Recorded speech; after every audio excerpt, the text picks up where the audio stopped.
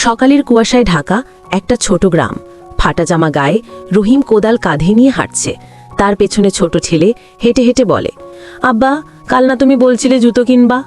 রহিম হেসে বলে, হ্যাঁ রে বাবা, আজ যদি একটু বেশি মজুরি পাই তাহলে কাল কিনে দেব। রোদে পুড়ে মাঠে রহিম মাটি কাটছে। হাত ফেটে গেছে, ঘাম গড়িয়ে পড়ছে, কিন্তু সে থামে না। দূরে তাকিয়ে ভাবে, জীবনটা যদি একটু সহজ হতো। বিকেলে কাজ শেষে মজুরি নিতে গিয়ে সে দেখে আজ টাকাটা কম দেওয়া হয়েছে। মুখে কিছু না বলে রহিম চুপচাপ টাকাটা হাতে নেয়। মনে মনে ভাবে, গরিবের কষ্ট কেউ দেখে না।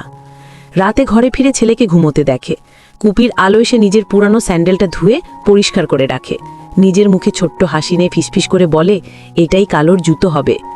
ভোরে ছেলেটা ঘুম থেকে উঠে দেখে দরজার সামনে তার জন্য রাখা একজোড়া পুরানো কিন্তু পরিষ্কার স্যান্ডেল। হাসতে হাসতে পড়ে নেয়, আব্বা, একদম নতুন লাগছে। রহিম চুপচাপ তাকিয়ে থাকে।